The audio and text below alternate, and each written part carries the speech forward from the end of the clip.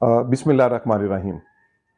अ, आज का ये ख़ास वीलॉग इस हवाले से बहुत अहम है, जो मार्केट की सूरत-ए-हाल है, मौजूदा सूरत-ए-हाल है, जो बीज की मार्केट की मौजूदा सूरत-ए-हाल है, उस हवाले से हमने मार्केट को मुकम्मल तौर पर स्टडी किया है, उसका मुताला किया है और उसका मुताला करने के बाद मैंने ये ज़रूरी समझा कि मैं कुछ अपने मुशाहदात और अपने तजुर्बात जो हैं, वो अपने किसान भाइयों के साथ, अपनी फार्मर्स कम्युनिटी के साथ मैं उनको लाज़मी शेयर करूँ। मौजूदा जो बीज की सूरत हाल है, उस हवाले से ख़ास तौर पर पूसा बासमती 1692 और पूसा बासमती 1847 के हवाले से ये आज का ख़ास वीलॉग है।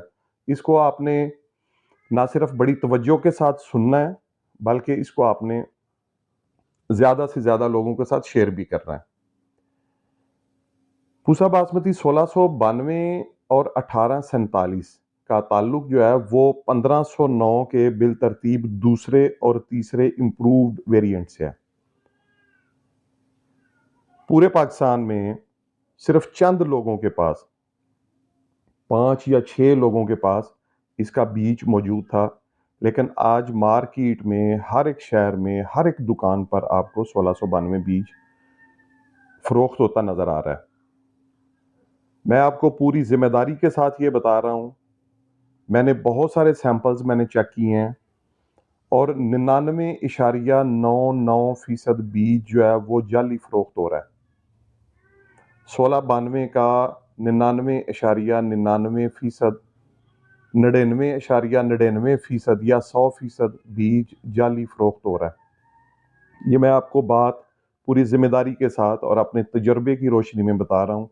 मैंने कोई 20 सैंपल चेक किए हैं, वो दरअसल 1509 को 1692 बनाकर उसको अच्छी तरह साफ़ करके, उसकी नोक पलक दुरुस्त करके उसको सेल कर रहे हैं। अब देखें, हमें कैसे पता चलेगा कि ये बीज 1692 है और ये 1509 है? इसमें बड़ा वाज़िया फ़र्क है। इस बात को बड़ा गौर से आप सुनिए कि जो 1692 का बीज है, उसके पीछे औन होता है, मूंछ होती है, कसार होता है। 1509 के पीछे वो फ्लैट होता है, उसके पीछे औन नहीं होता, मूंछ नहीं होती, कसीर या कसार, मुख्तलिफ इलाकों में उसके मुख्तलिफ नाम है। 1509 के पीछे वो नहीं होता, 1692 के पीछे वो होता है। एक कटाई के बाद जब उसको उसको सुखाया जाता है, उसको साफ किया जाता है, तो उसमें से कुछ जो दाने हैं उनका कसार या उनकी मूंछ जो है वो ख़त्म हो जाती है, झड़ जाती है, उतर जाती है, लेकिन इसके बावजूद 15-20 या 25% दानों के पीछे आपको वो मूंछ मिलेगी और वो सख्त होगी और वो हाथ में चुभेगी।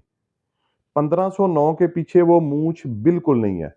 तो अगर आपको बीज मार्केट में ऐसा मिले जो कि सीड डीलर्स आपको दे रहे हों 1692 करके, तो उसको हाथ पे लें और सिर्फ एक निशानी को मद्देनज़र रखें कि अगर उसके पीछे मूंछ है, 15-20% दानों के पीछे मूंछ है और दाने की लंबाई 1509 से ज़्यादा है और रंगत 1509 से सफ़ेद है थोड़ी-सी, तो वो 1692 है। अगर उसके पीछे मूंछ नहीं है और वो आपको बेशक इंडियन थैलों में ही क्यों ना सेल किया जा रहा हो, तो वो बीज जाली है, वो 1509 को 1692 बनाकर फ़रोख्त कर रहे हैं। अभी कुछ लोग यहाँ पे कुछ इंडियन कंपनीज़ के थैले जो हैं, उनमें 1509 का बीज भर-भर कर सेल कर रहे हैं। मैं दोबारा फिर बोल दूँ, इंडियन सीड कंपनीज़ के थैले यहाँ पर छपवाकर, प्रिंटिंग करवाकर, उनमें 1509 का बीज भरकर उसको 1692 की प्रिंटिंग के साथ सेल कर रहे हैं।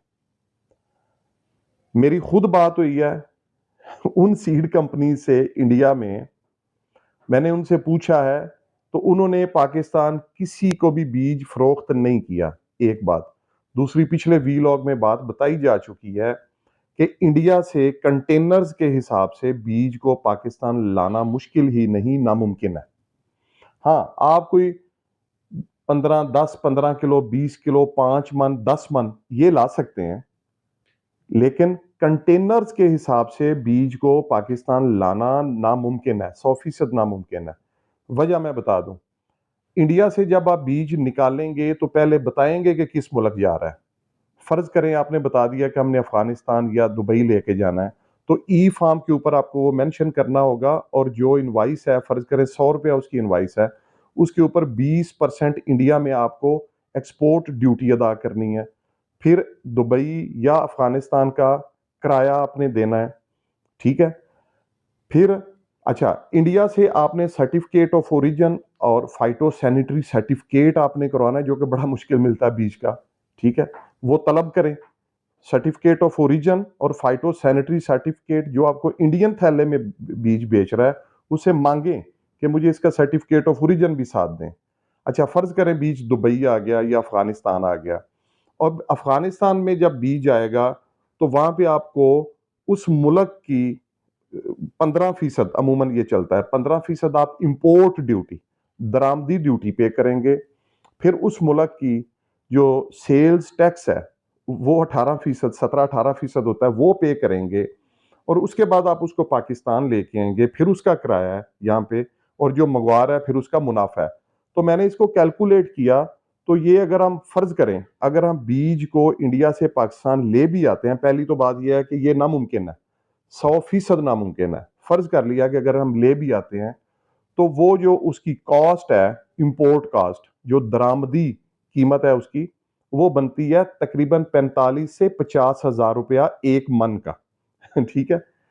तो इंडियन थैलों के अंदर भर भर कर 1509 को सेल किया जा रहा है। सबसे बड़ी निशानी मैं आपको बता रहा हूं कि 1692 के पीछे ऑन है, मूंछ है, कसीर है, 1509 के पीछे वो नहीं है।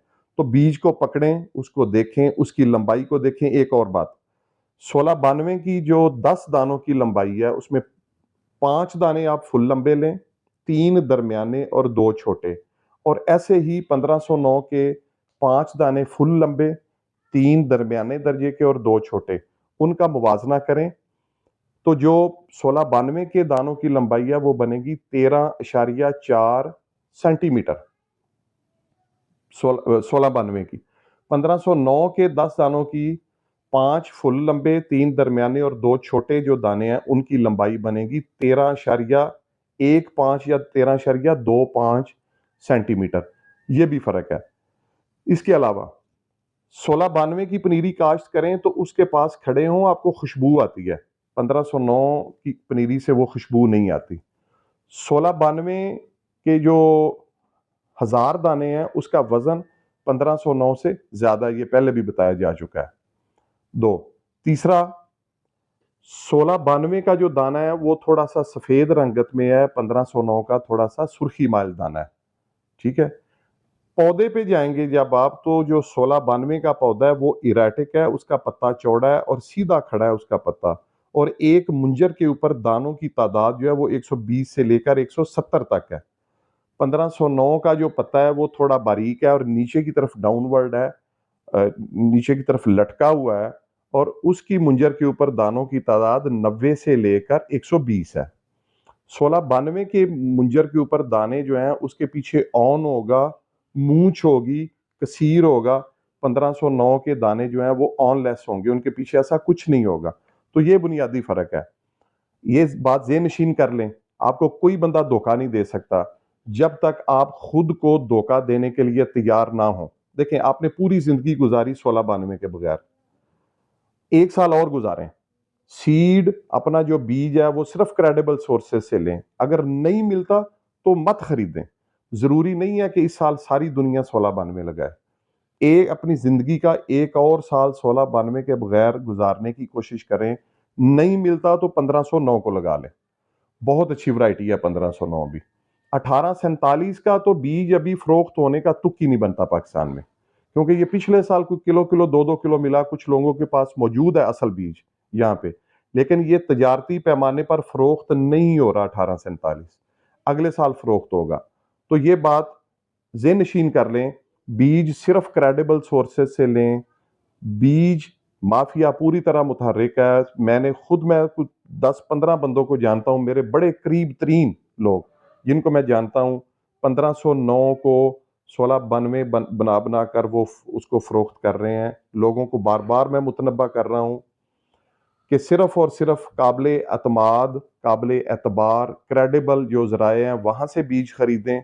अगर आपको उन पे अतमाद नहीं है तो बराए मेहरबानी 1509 काश्त करें, क्योंकि ऐसे मुआशरे में फसाद बर्पा होगा जिस तरफ। और ये आपको रातों रात करोड़पति नहीं बनाएगी 1692, ये जेहन में रखें ये बात। अगर आप करोड़पति बनने के चक्रों में हैं तो खुदारा इस फ्रेम ऑफ माइंड से बाहर आए। ये 1509 से बेहतर है, थोड़ी बेहतर वैरायटी है, लेकिन ऐसा हरगिज नहीं है कि आप इसको लगा के रातों रात आप करोड़पति बन जाएंगे, ऐसा बिल्कुल नहीं है। तो इसलिए खुदारा अपने आप को धोखा मत दीजिए, बीज की पहचान कीजिए। जो बीज ऑनलेस है, जिसके पीछे कसार नहीं है, वो 1692 हो नहीं सकता। बीज की पहचान कीजिए। अगर आपको नहीं समझ आ रही, फिजिकली मेरे पास आइए, सैंपल मुझे भिजवा दीजिए, मैं आपको उसकी पहचान करके बता दूंगा। खुद को धोखा मत दें, बीज की पहचान करें, क्रेडिबल सोर्सेज से खरीदें। अल्लाह ताला हम सब का, हमारे मुल्क का हामियो नासर हो। अपने यूट्यूब चैनल का ख़ास ख्याल रखिएगा, इसको सब्सक्राइब कीजिएगा और दोस्तों के साथ शेयर कीजिए। अल्लाह हाफिज़।